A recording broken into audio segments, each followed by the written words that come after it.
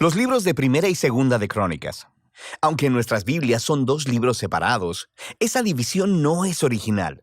Debido a la longitud del rollo, el libro fue dividido en dos, pero fue escrito como un solo libro con una narrativa coherente. En nuestras Biblias en español, Crónicas viene después de los libros de Samuel y Reyes, y la mayoría de Crónicas es en realidad contenido repetido de esos libros. Así que la mayoría de los lectores modernos, cuando llegan a Crónicas, piensan, espera un momento, acabo de leer todo eso, y se lo saltan. Y eso es una pena, porque el libro es realmente único e importante en la Biblia. En el orden judío tradicional de la Biblia, Crónicas es en realidad el último libro porque resume todas las escrituras judías. La primera palabra en el libro es Adán, el primer personaje en el principio de la historia, y el último párrafo anuncia el regreso de Israel del exilio. Ahora, no sabemos quién escribió este libro, pero por los detalles en él, podemos saber que fue producido por alguien que vivió un par de siglos después de que los israelitas regresaran del exilio en Babilonia. Ahora, para este autor, Jerusalén y el templo fueron reconstruidos hace algún tiempo, y sabemos por Esdras, Nehemías, que las cosas no andaban bien. La gran esperanza profética era que la ciudad y el templo fueran reconstruidos, que Dios viniera a morar entre su pueblo.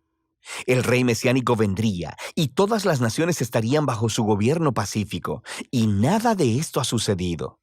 Así que el autor de Crónicas ha reconfigurado estas historias de David y Salomón y los reyes del pasado para proveer un mensaje de esperanza para el futuro. Y vemos que él ha diseñado este libro para enfatizar dos temas evidentes.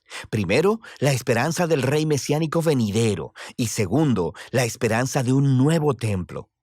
Profundicemos y verás estos temas a lo largo de todo el libro. Primera de Crónicas comienza con 9 capítulos de genealogías, largas listas de nombres, y las leerás y pensarás que esto es un poco aburrido, y puede que esto sea cierto para ti, pero en realidad son muy importantes. El autor está resumiendo la narrativa entera del Antiguo Testamento al nombrar a todos los personajes clave en las historias, y al hacerlo, él da forma a las genealogías para enfatizar dos linajes clave. Primero está la línea del rey mesiánico prometido, así que se dedica mucho espacio a trazar la línea de Judá que llevó hasta el rey David, a quien le fue dada la promesa mesiánica. Y luego de David, el autor traza la línea hasta sus días. La otra línea familiar que recibe mucha atención aquí es la del sacerdocio, los descendientes de Aarón, quienes, por supuesto, sirvieron en el templo. Así que desde el inicio puedes ver dos temas principales: la esperanza del autor de que el Mesías venga para construir un nuevo templo y segundo, su origen en estas antiguas genealogías.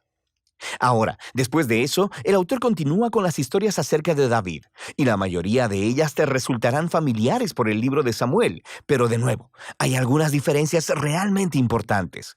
Primero que nada, el autor deja fuera todas las historias negativas de David, en donde él es retratado como débil o inmoral. Saúl cazando a David en el desierto y persiguiéndolo. La historia del adulterio de David con Betsabé y el asesinato de su esposo. Todo eso queda fuera.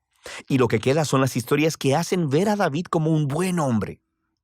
Y no solo eso, también hay un material nuevo que no encontrarás en el libro de Samuel y que muestra a David desde una perspectiva muy positiva. Hay un gran bloque de capítulos donde David hace preparaciones para el templo. Él organiza los recursos y los constructores y los levitas y los coros.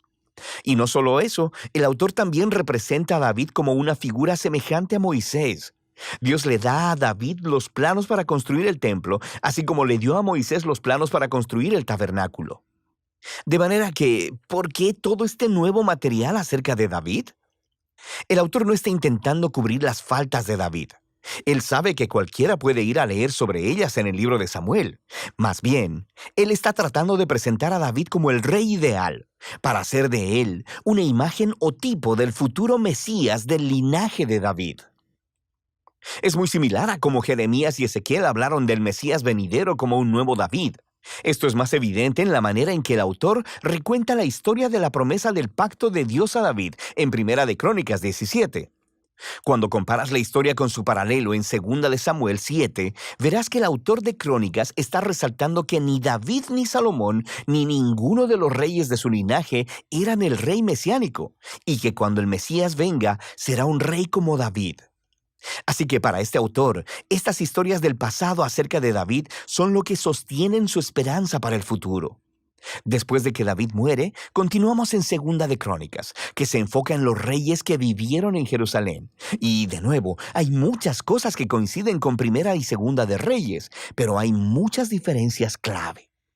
El autor ha dejado fuera todas las historias sobre los reyes de Israel del norte para enfocarse en el linaje de David.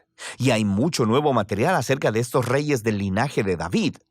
Él resalta a los reyes que fueron obedientes a Dios y añade historias acerca de cómo su obediencia llevó al éxito y a la bendición de Dios.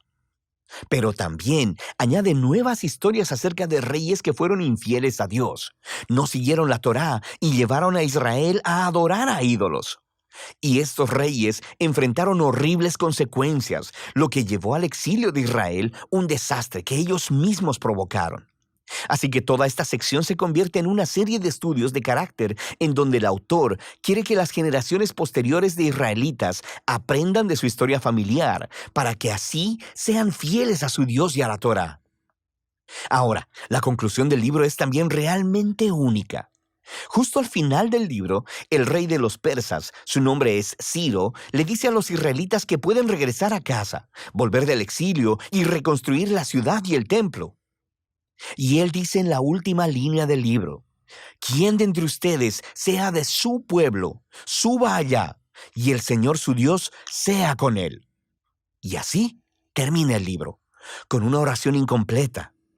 Ahora, por supuesto, el autor sabe acerca del primer regreso del exilio y de las historias de Esdras y de Nehemías, pero evidentemente, desde su perspectiva, las esperanzas proféticas de Israel no fueron cumplidas en esos eventos.